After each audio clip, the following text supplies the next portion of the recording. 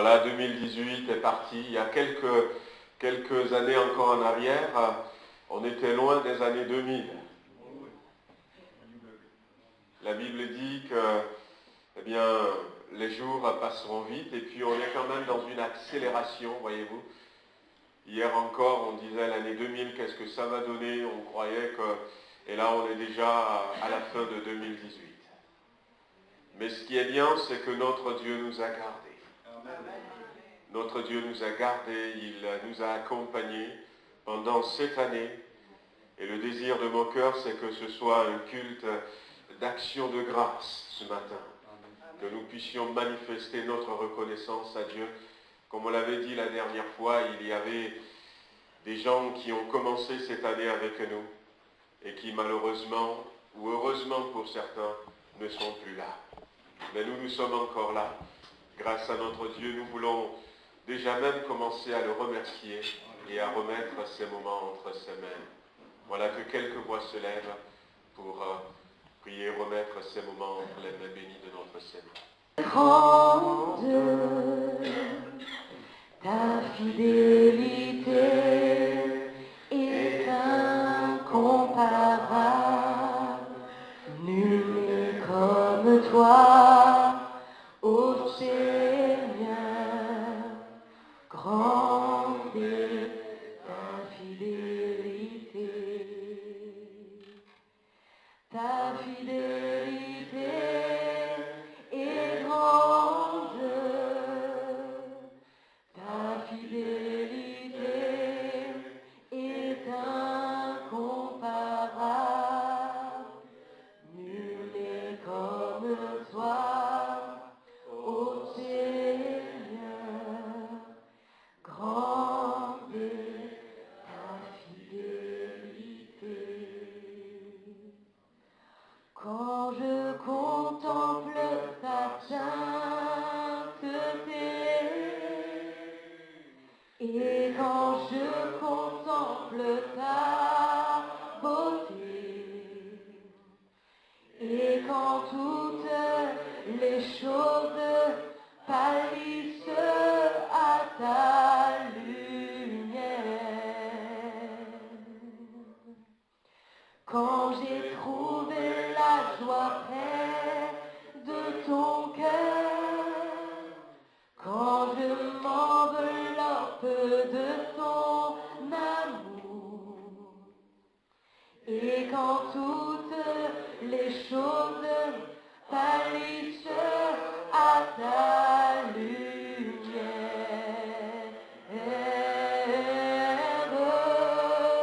oh je t'adore,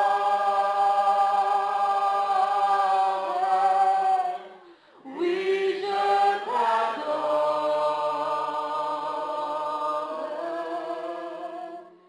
si je vis Seigneur.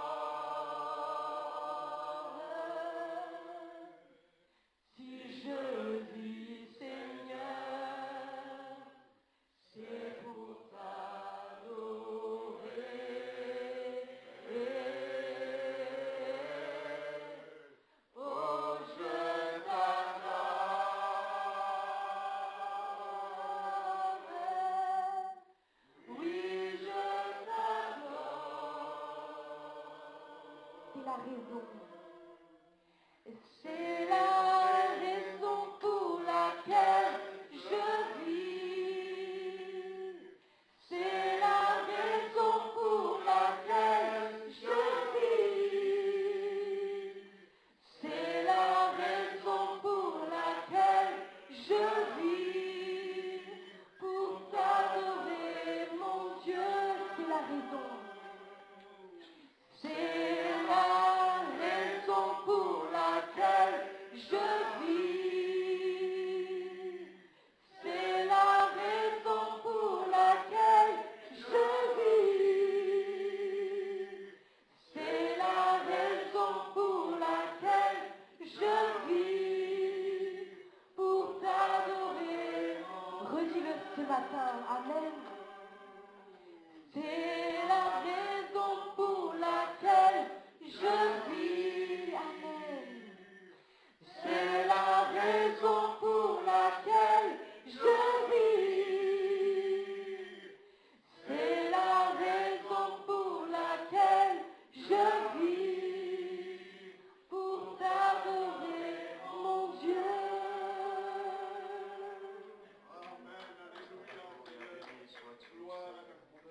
C'est vrai, c'est la raison, Seigneur, pour laquelle nous sommes là ce matin encore pour te rendre gloire, pour te rendre honneur, Seigneur, pour célébrer ton nom, pour te dire merci, Seigneur, de manifester la reconnaissance, la gratitude de notre cœur. Nous te louons, Seigneur, notre Dieu, parce que tu es venu à notre rencontre. Tu as eu pitié de nous, Seigneur, tu as manifesté ta miséricorde vis-à-vis de moi, Seigneur. Tu m'as retiré, Seigneur, des ténèbres, de l'ignorance. Tu m'as amené dans ta lumière, Seigneur. Tu as lavé tout mon être, mon esprit, mon âme et mon corps.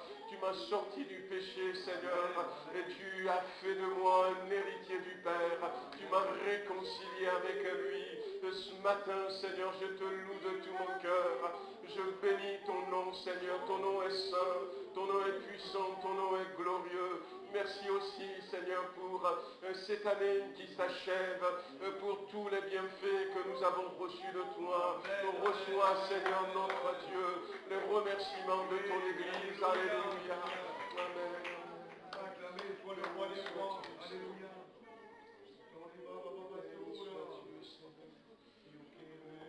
Chapitre 2, le verset 20.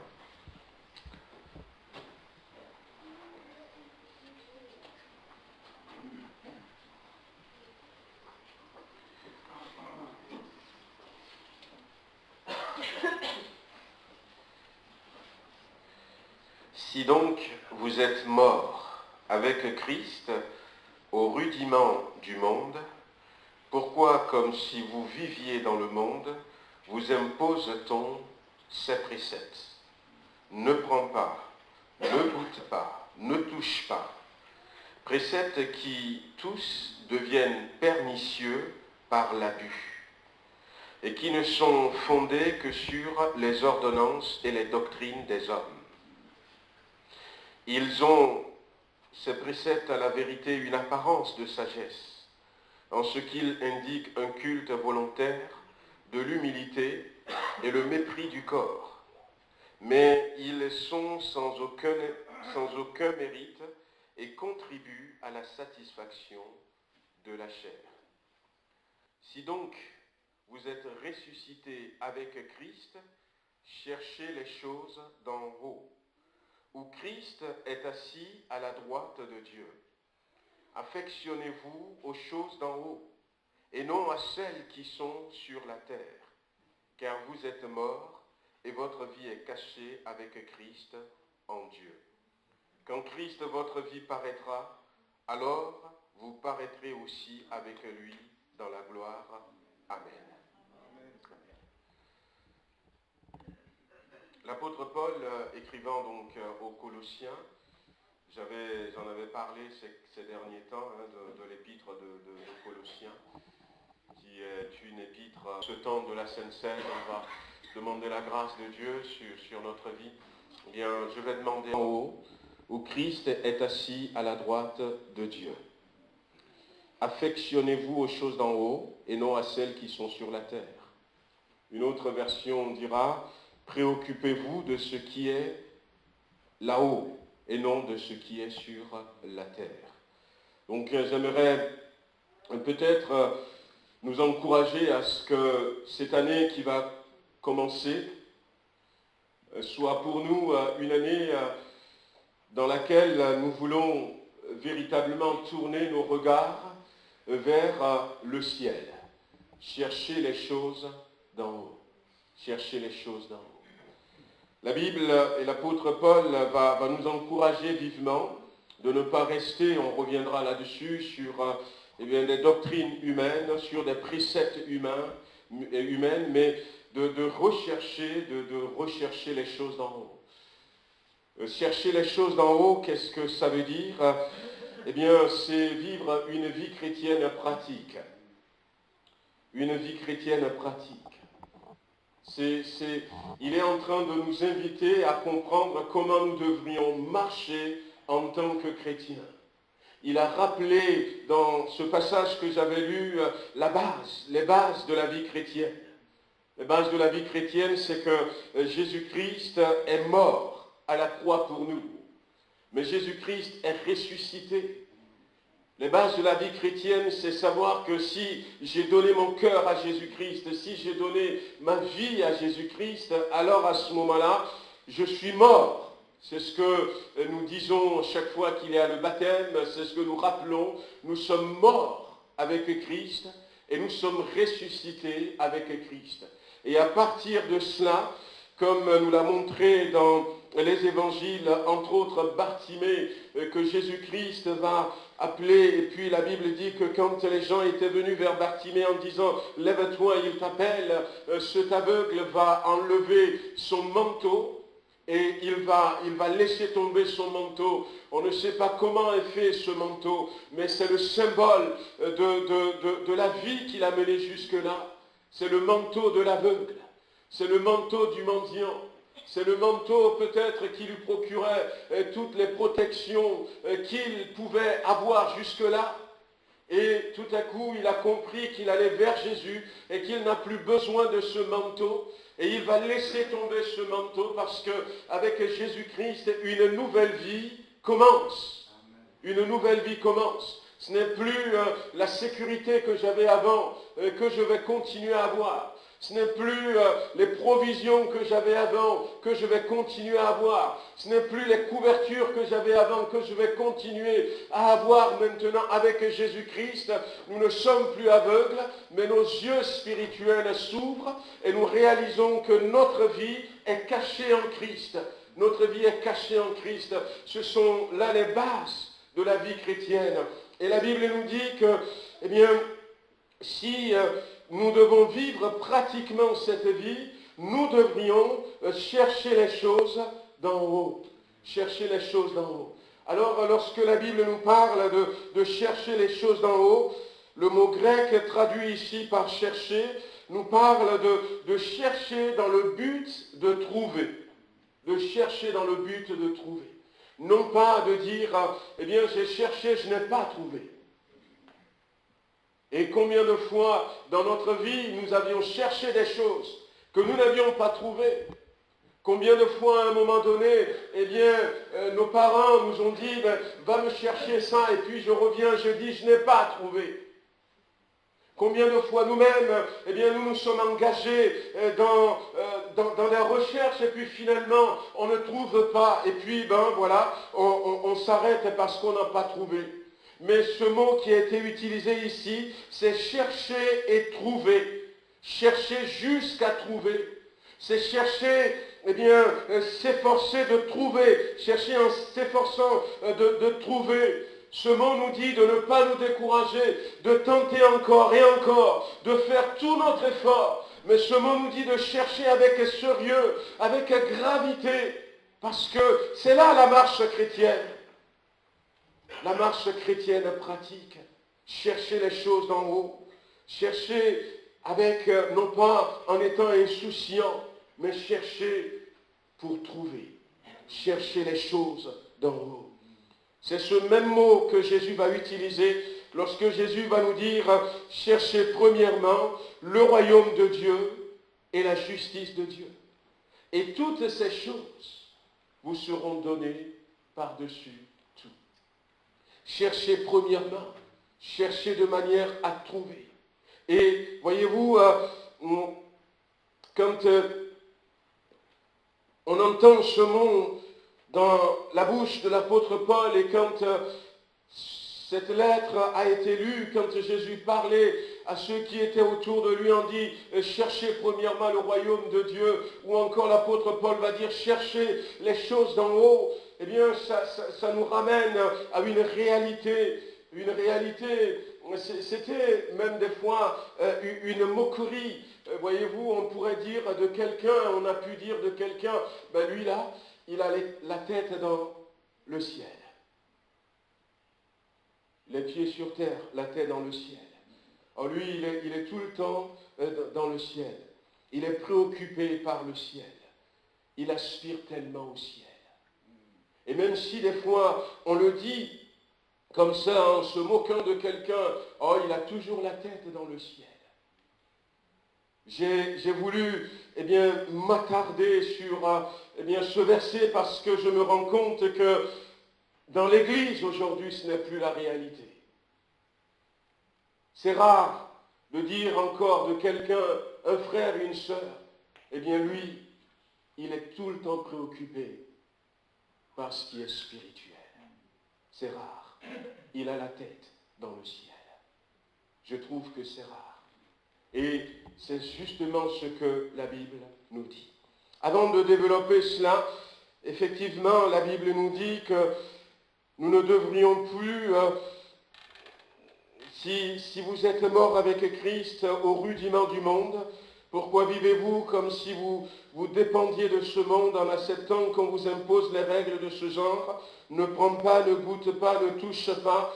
Et va dire que ce sont des préceptes qui deviennent pernicieuses avec le temps et que ce sont des choses qui sont sans aucun mérite et qui contribuent à la satisfaction de la chair. Je voudrais d'abord, dans un premier temps, dire que chercher les choses d'en haut, ce n'est pas de l'ascétisme, ce n'est pas meurtrir son corps, parce que des fois on peut comparer cette vie spirituelle que Dieu nous demande à traiter notre corps d'une manière dure.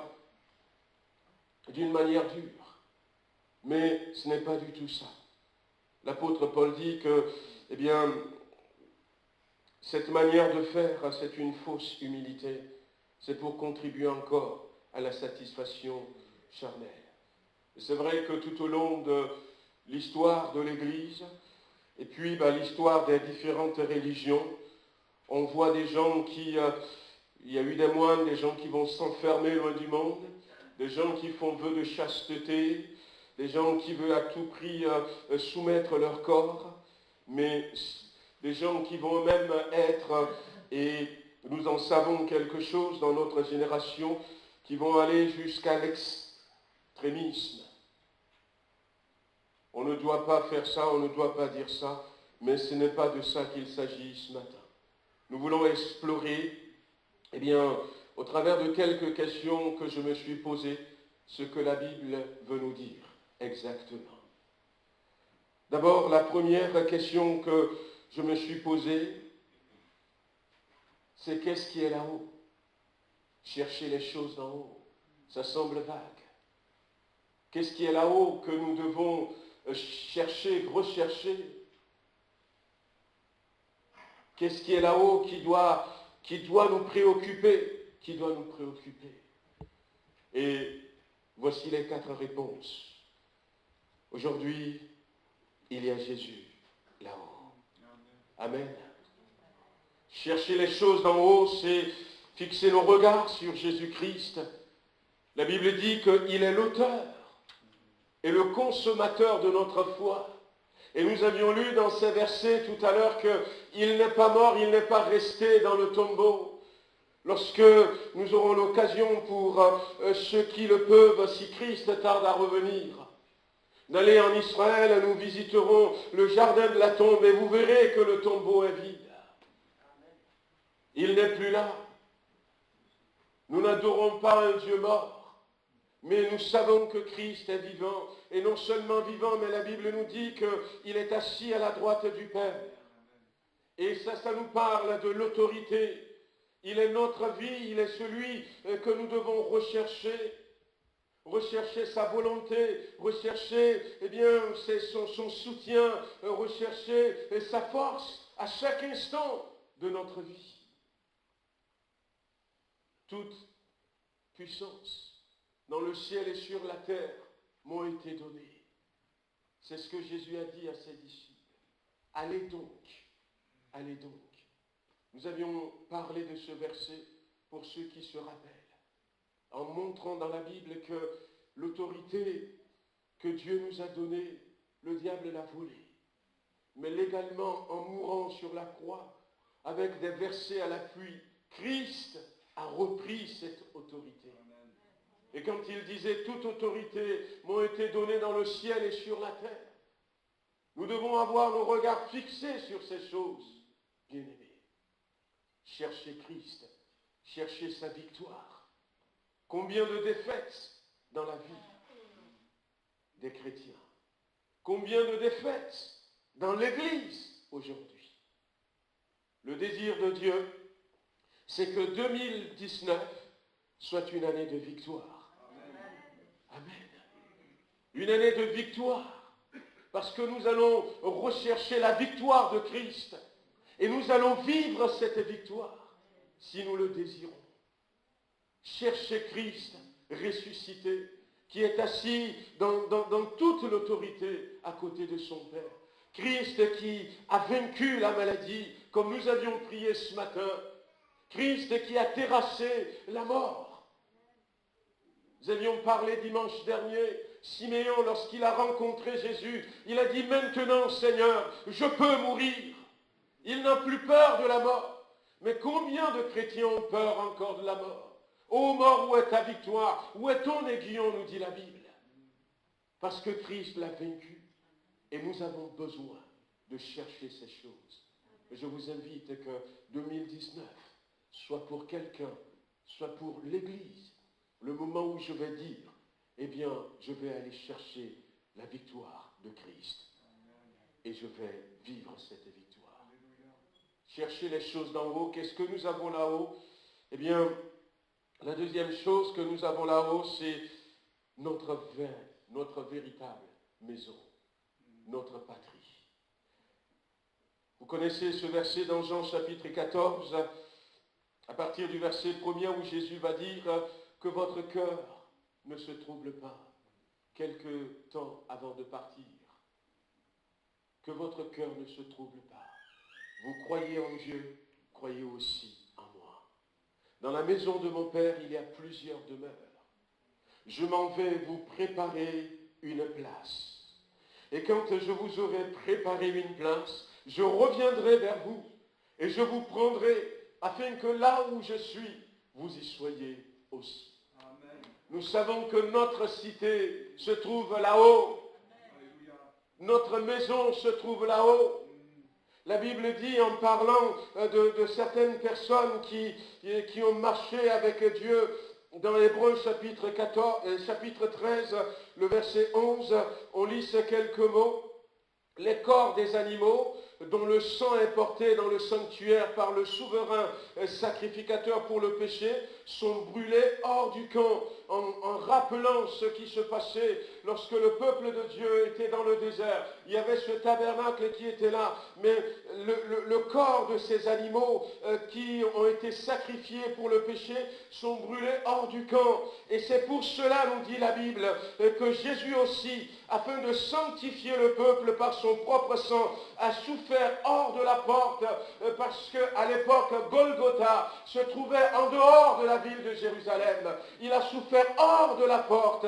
Sortons donc pour aller à lui, hors du camp, en apportant avec nous, en portant sur nous son opprobre, car nous n'avons point ici-bas de cité permanente, mais nous cherchons la cité qui est à venir. C'est pour ça que Jésus a souffert hors de la ville, hors du camp, pour que nous aussi, nous puissions sortir. Sortons donc, allez à lui, car nous n'avons point ici-bas une cité permanente. Nous avons notre cité là-haut. Amen. Nous avons notre maison là-haut. Amen. Nous avons notre domicile là-haut. Et nous ne devrons pas oublier cela. Qu'est-ce que nous avons là-haut? Eh bien, nous avons notre récompense éternelle. Nous avons notre récompense éternelle. Il y a ce verset de la Bible qui dit « Voici, je viens bientôt, et ma récompense ou ma rétribution sera avec moi. » Nous savons que si nous donnons notre vie à Jésus-Christ, que nous sommes sauvés, nous ne passerons plus devant le trône du grand jugement, le grand trône blanc du jugement dernier tout à la fin. Mais nous passerons devant le tribunal de Christ pour nous rendre compte de comment nous avions vécu notre vie chrétienne, mais surtout, pour être récompensés. Pour être récompensés. Nous avions parlé aussi récemment de comment est-ce que nous construisons, avec quels matériaux nous construisons. Si c'est de l'or, si c'est de la paille, la Bible dit que eh bien, le feu va révéler l'œuvre de chacun. La Bible nous parle de récompense. L'apôtre Paul dira désormais la couronne de vie. La Bible nous parle de la couronne de grâce, la couronne de justice, mais réservée. Jésus a dit à ses disciples, lorsque le Fils de l'homme reviendra et s'assiera pour juger les nations, eh bien, vous aussi, vous vous assiérez avec moi et vous jugerez les nations avec moi. La Bible dit, c'est l'apôtre Paul qui le dira, ne savez-vous pas que les saints, en parlant de nous, jugeront les anges? Bien-aimés, il y a des récompenses. Il y a des récompenses qui seront données. Il y a ce verset de la Bible où Jésus dira, dans Matthieu chapitre 5, le verset 12, « Réjouissez-vous et soyez dans l'allégresse, parce que votre récompense sera grande dans les cieux. » Il parlait à ceux qui sont persécutés. « Heureux serez-vous lorsqu'on vous persécutera, lorsqu'on vous maltraitera à cause de mon nom. » Et il va dire, réjouissez-vous plutôt, soyez dans l'allégresse, parce qu'il y a une récompense. Alléluia. Lorsque nous endurons les épreuves, lorsque nous restons debout malgré les tempêtes, la vie chrétienne pratique, ce à quoi l'apôtre Paul invite l'église de Colosse, il y a une récompense. La Bible nous parle de Pierre, et je vous cite ce verset où il est dit que dans Hébreux chapitre 11, que Moïse a préféré être maltraité avec le peuple de Dieu que d'avoir pour un temps la jouissance du péché. Il regardait à l'opprobre de Christ comme une richesse plus grande que les trésors de l'Égypte, car il avait les yeux fixés sur la rémunération. Il savait déjà qu'il y avait une récompense. Qu'est-ce que nous avons au ciel? Eh bien, nous avons des récompenses. Cherchez les choses d'en haut, nous dira l'apôtre Paul. Focalisez-vous sur ces choses. Focalisez-vous sur ces choses. Et dans le ciel, eh bien, il y a Dieu. On ne peut pas tout citer, mais je me suis arrêté sur ces 4 choses. Il y a Dieu. Il y a sa volonté pour nous. Il y a son plan pour nous. Il y a les choses qui lui sont importantes pour nous. Il est là, notre Dieu. Et cette année, 2019, je ne veux pas oublier que ma cité se trouve là-haut. Je ne veux pas oublier que, quelle que soit la marche que j'ai ici-bas, une récompense m'attend là-haut. Et je ne veux pas oublier que j'ai mon Père là-haut. J'ai mon Père là-haut. Vous vous rendez compte? Nous avons notre Père là-haut. Non seulement nous avons notre maison là-haut, non seulement nous sommes en cette période de fête, de célébration, vous avez peut-être reçu des cadeaux et ça vous a réjoui. Nous avons des récompenses qui nous attendent là-haut. Et comme ça se dit souvent, eh bien, je crois que ceux qui y croient, les enfants qui y croient encore, ils prennent vraiment ça au sérieux. Les parents qui arrivent à leur dire, si tu n'es pas sérieux, si tu n'es pas obéissant, à la fin de l'année, le Père Noël ne t'apportera pas de cadeau. Et des enfants qui prennent cette parole à cœur et qui, durant l'année, et de temps en temps, avec les piqûres des parents, vont essayer de marcher droit parce qu'ils ont les yeux fixés sur les cadeaux qu'ils allaient recevoir à la fin de l'année. Je veux avancer en 2019 en ayant mes yeux fixés sur ça. Bien-aimé, je veux avancer en considérant ce qui est important pour Dieu. En sachant que Dieu est là. Il y a cette petite anecdote vraie où ce papa est parti avec 2 de ses garçons en Afrique pour aller voler. Et il a dit à un de ses garçons, toi tu attends là, et si tu vois quelqu'un venir, tu me préviens très vite. Et puis il dit à l'autre, tu attends là, et si tu vois quelqu'un, tu me préviens. Et puis, et il est parti pour en train de voler. Et à un moment donné, un des garçons lui a dit, papa, il dit, mais quoi, est-ce qu'il y a quelqu'un qui vient? Il a dit, non. Mais tu sais, papa, il y a quelqu'un qui nous voit. Oh. Où ça? Ben, allez, reste pas là, cache-toi. Où ça qui nous voit? Puis l'enfant va répondre, mais tu m'as dit de regarder là, mais qui c'est qui est en train de surveiller là-haut? Alléluia. Je crois qu'il y a quelqu'un là-haut qui nous voit. C'était suffisant pour que ce papa, laisse tomber tout ce qu'il a déjà mis dans son sac et qu'il dit à ses enfants, on rentre. L'autre dit, mais papa. Elle m'a dit, mais non, ton frère a raison. Ton frère a raison. Combien de fois nous voulons prendre conscience en 2019? Chercher les choses d'en haut. Chercher sa volonté. Est-ce que Dieu veut réellement que je fasse comme ça? C'est priorité. Voyez-vous, comment faire pratiquement? Je vais simplement citer quelques exemples ici. Comment fixer son regard sur les choses d'en haut. Bon, j'en avais déjà un peu parlé, mais voyez-vous,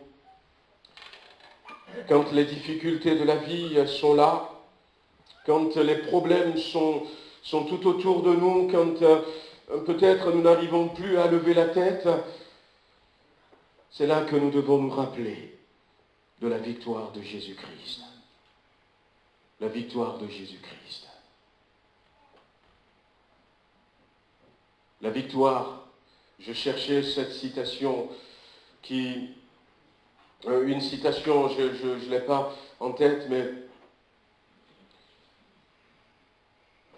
seuls les combats qu'on ne livre pas sont perdus d'avance.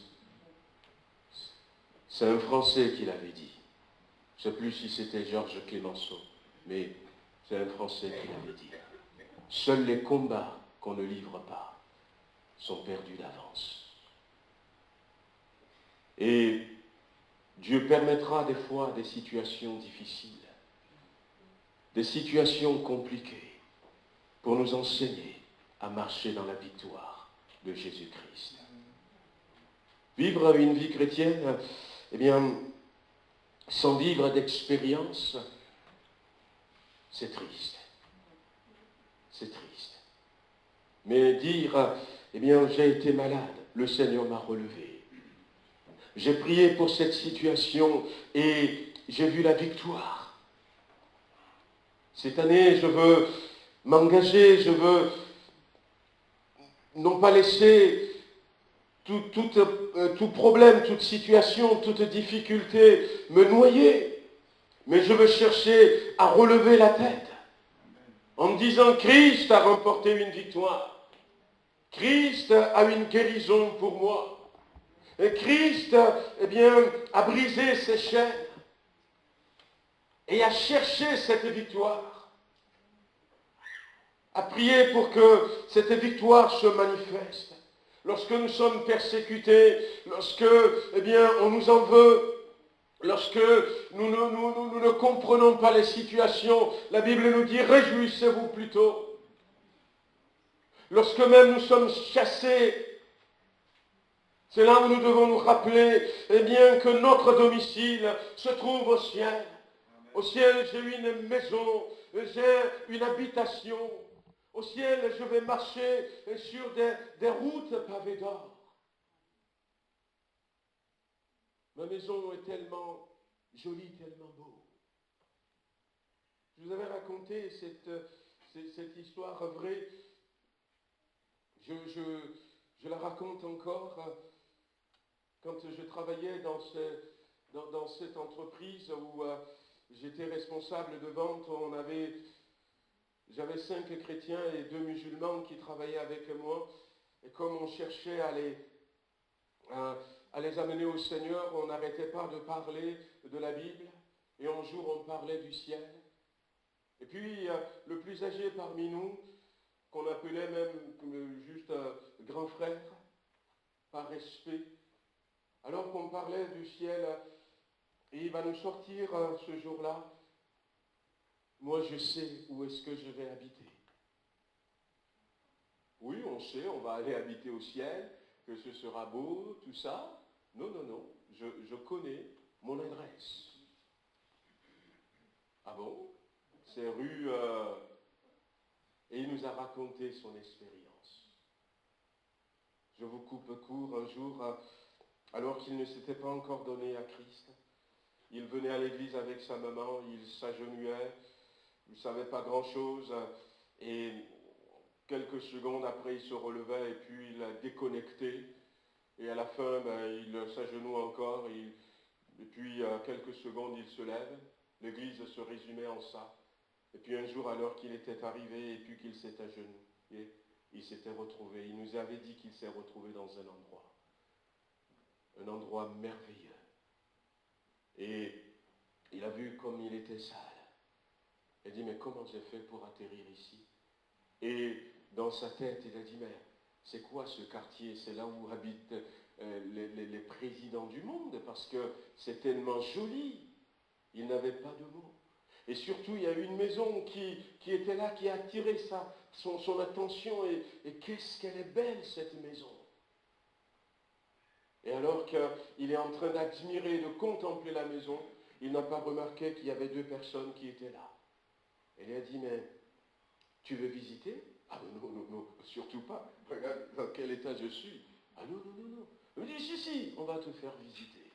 Aussitôt dit, il se retrouve dans cette maison. Waouh. Alors il nous a décrit un peu. Et puis il a dit, alors qu'il contemplait ces choses, un des 2 hommes a dit, le Seigneur arrive. Et lui, il voulait vite sortir, mais aussitôt dit, là, le Seigneur est là.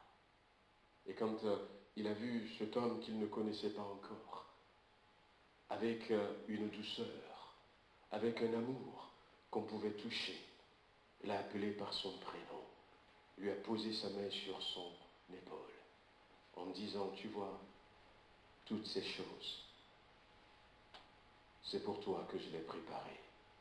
Je suis Jésus. Si tu me donnes ton cœur, quand tu viendras, c'est dans cette maison, ici, que tu vas habiter. Oui, nous avons une maison là-haut. Nous ne devons pas oublier cela.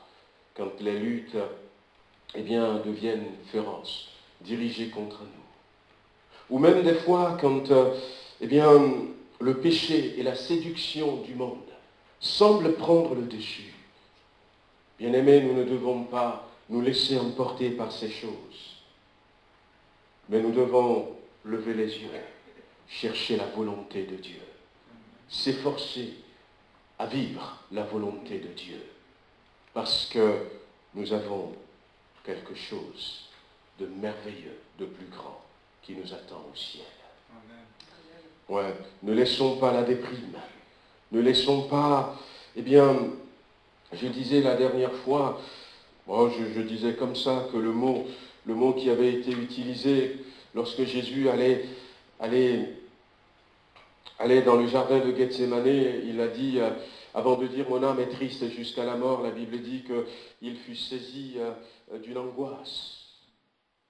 Et j'expliquais à la maison à Mehdi et Shalom que ce mot angoisse qui a été utilisé, c'était un mot très très fort, c'est le même mot qui dit dépression en français.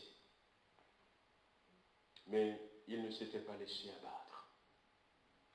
Quand c'était arrivé, il s'était mis à genoux. Et au début, ça a été timide.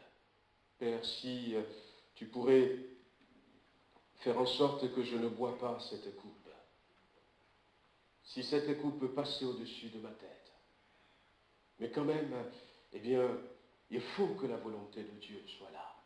Il y a le désir, même en face de cette situation, il y a le désir que ce soit la volonté de Dieu, mais que ta volonté soit faite. Et la Bible nous dit que Dieu a dépêché un ange pour le fortifier. Ouais, quand ça ne va pas, ne baissons pas les bras, mais recherchons le secours de Dieu. Recherchons la volonté de Dieu. Et de la même manière, Dieu viendra à notre secours. Préoccupez-vous de ce qui est là-haut et non de ce qui est sur la terre. Nous n'avons pas besoin de faire des efforts pour nous préoccuper des choses qui sont sur la terre. Parce que ces choses nous entourent, ces choses nous accaparent. Mais, voyez-vous, la Bible nous dit que nous devons faire attention. Et j'en avais parlé ces derniers temps aussi. Ce que nous ne voyons pas. Regardez non point aux choses visibles, mais à celles qui sont invisibles. Car les choses visibles sont passagères et les choses invisibles sont éternelles. Et un verset qui va nous aider à fixer peut-être les regards sur le ciel, c'est ce verset du psaume 90, fait par Moïse, où Moïse va dire simplement « Enseigne-nous à bien compter nos jours, à bien compter nos jours, afin que nous appliquions notre cœur à la sagesse. » C'est Moïse qui va faire ce psaume, qui va faire cette prière à Dieu, à compter nos jours, c'est-à-dire réaliser que nous ne sommes pas éternels sur cette terre. Quand nous sommes petits, quand nous sommes peut-être ados, jeunes, des fois nous pensons que, eh bien, toute une vie, la vie est tellement longue. Une maman qui posait la question à ses enfants un jour en disant « Mais vous voulez que je vive jusqu'à quel âge ?»« Oh, jusqu'à 60 ans, maman !» Pensez que jusqu'à 60 ans, c'est l'éternité.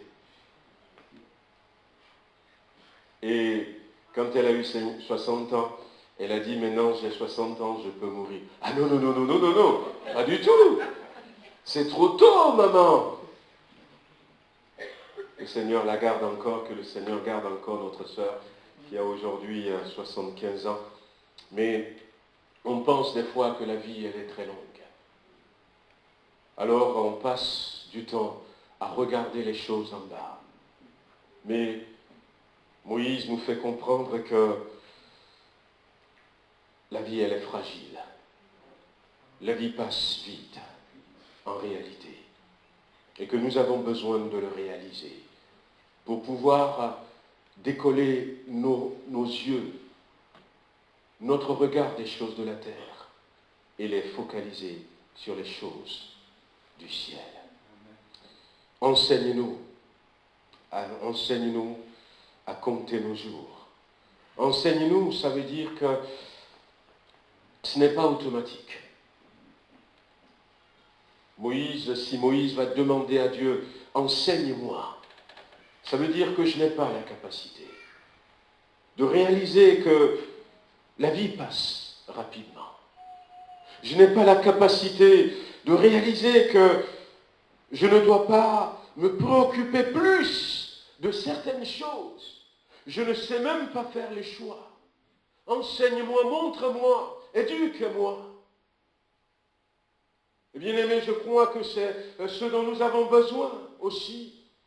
Non seulement de réaliser que le temps est court. Je ne veux pas être un prophète de plus. Mais la Bible nous dit que bientôt Christ va revenir. Le monde va tellement mal. Tellement mal. Et Christ a quitté son trône. Il est en route. Que nous puissions réaliser que Dieu nous montre et que Dieu nous enseigne. Qu'il nous reste très peu de temps. Et Moïse dira, eh bien, afin que nous appliquions notre cœur à la sagesse. C'est le résultat. Si nous nous laissons enseigner par Dieu, eh bien nous aurons cette sagesse de savoir discerner ce qui vaut la peine et ce qui ne vaut pas la peine. Vous savez, j'avais dit ça déjà à plusieurs reprises, mais redites-le encore, ça ne me gêne pas. Je disais qu'on nous dit de dormir au moins 8 heures par jour. Et si nous dormons 8 heures par jour, lorsque nous aurons 60 ans, nous aurons dormi pendant 20 ans.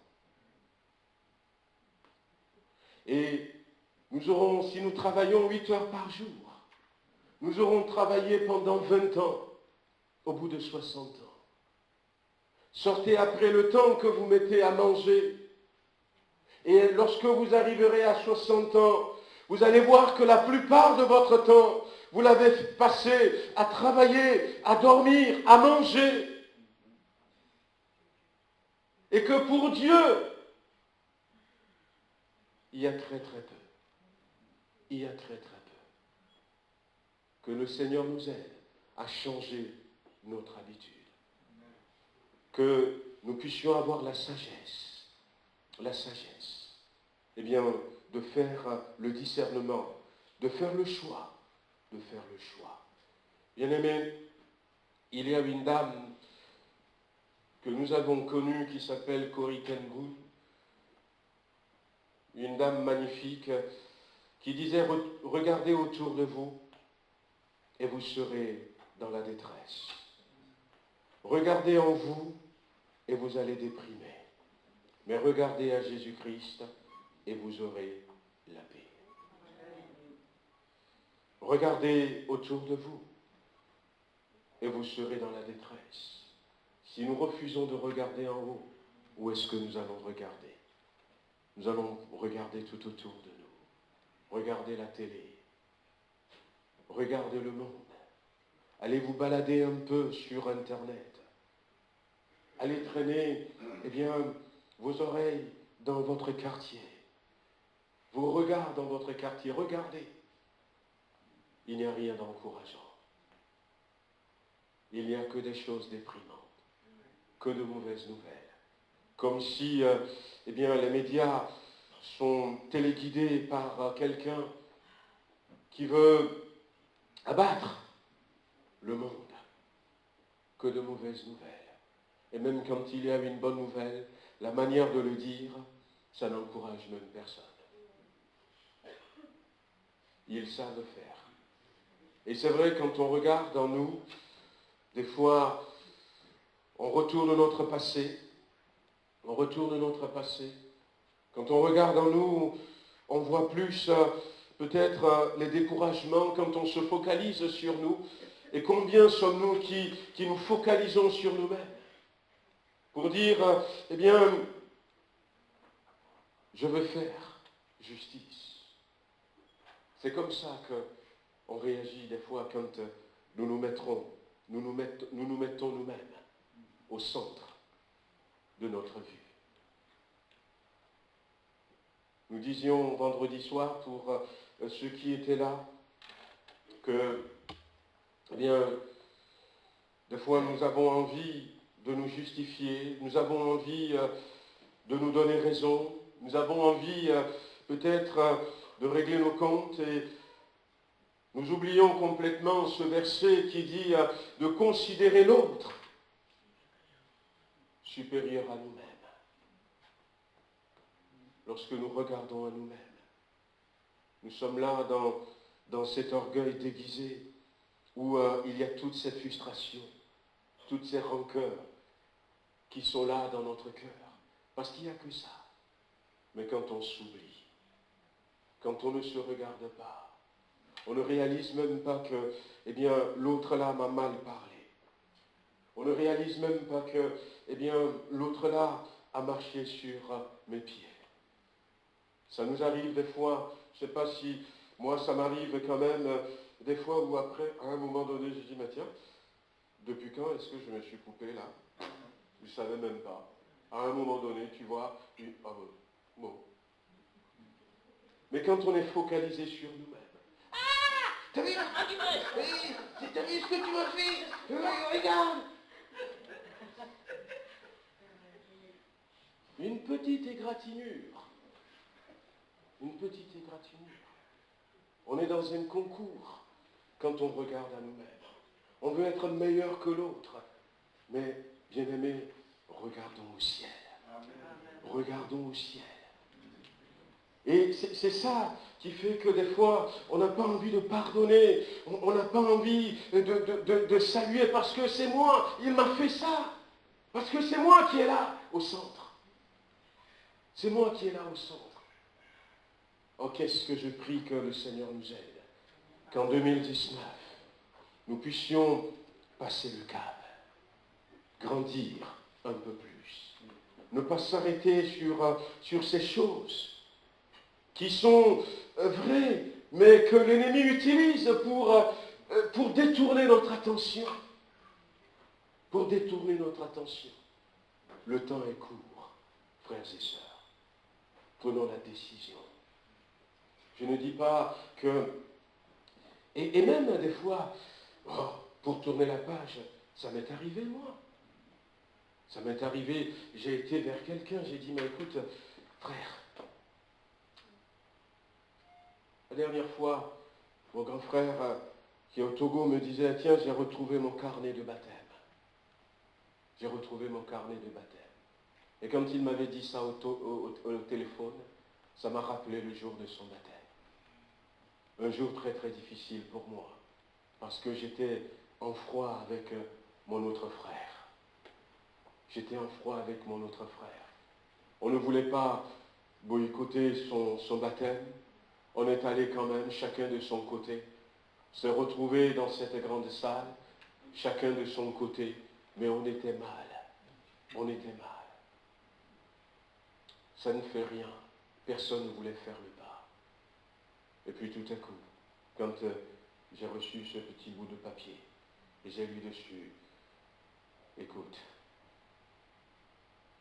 tu es mon petit frère, mais j'ai tort. Pardonne-moi. Pardonne-moi. Il n'a pas dit réconcilions-nous. Pardonne-moi. C'était suffisant. On n'est pas revenu, c'était pas un long discours. Alors j'ai pris mon stylo et j'ai réécrit « Tu es pardonné de tout mon cœur ». Et j'ai renvoyé le petit bout de papier. Même dire, mais parce que à un moment donné, je crois qu'il a compris que, eh bien, même s'il avait tort, ça fait quand même que chaque fois quand il va me voir, on vivait dans la même maison. Comment est-ce qu'on va pouvoir continuer? Ah ouais, je me suis dit, ah ben ouais, c'est pas parce qu'il est le grand frère qu'il faut qu'il se comporte comme ça. Mais il m'avait donné une bonne leçon.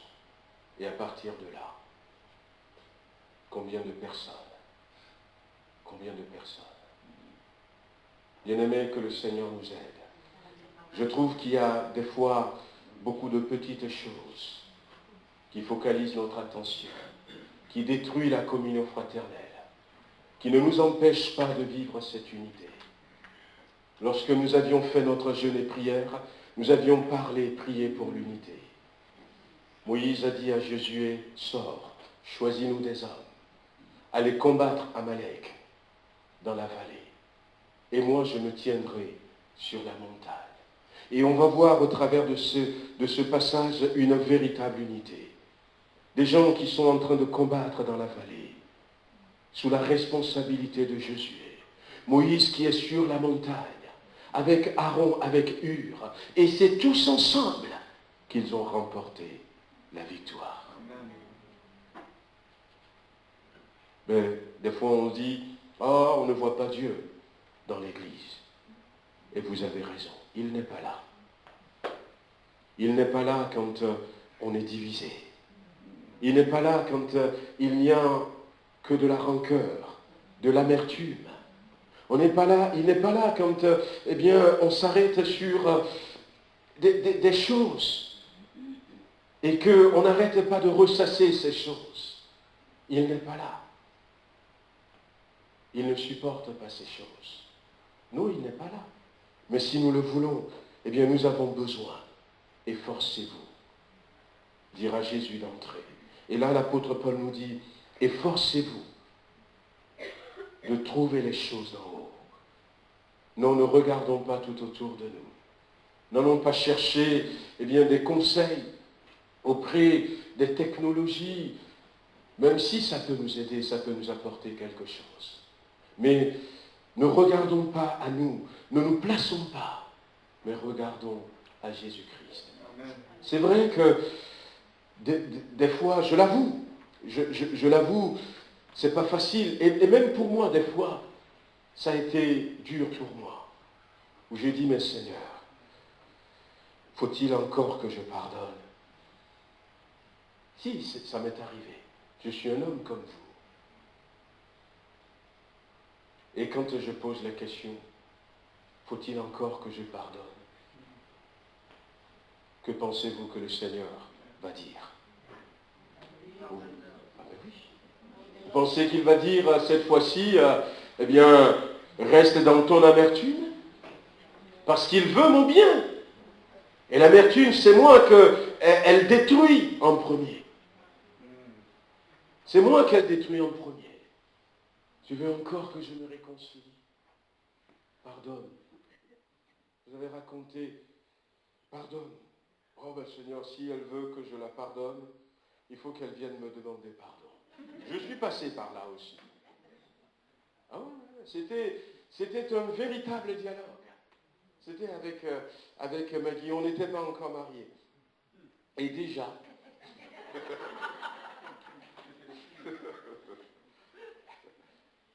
ben non, Seigneur, je ne vais pas me marier avec une femme une personne qui, voilà, pardonne-la. Ah ben si, écoute, au début c'était non, et puis finalement, s'il faut que je la pardonne, il faut qu'elle me demande pardon. Je ne sais pas s'il y a certains qui en sont là. Et puis le Seigneur a laissé, le temps a passé, et elle n'était pas venue encore.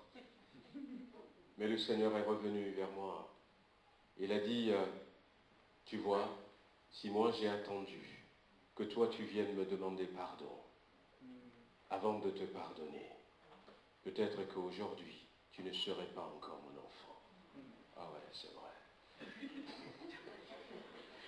C'est vrai, ouais, Seigneur. Ah. Bon, je la pardonne. Ouais. Je ne veux pas désobéir à mon Dieu. Et puis après, c'est devenu beaucoup plus sérieux. Alors j'étais parti, elle était à l'école biblique à ce moment-là, j'étais parti pour la voir et il y a eu ce clash. Et du coup, finalement, j'ai prié.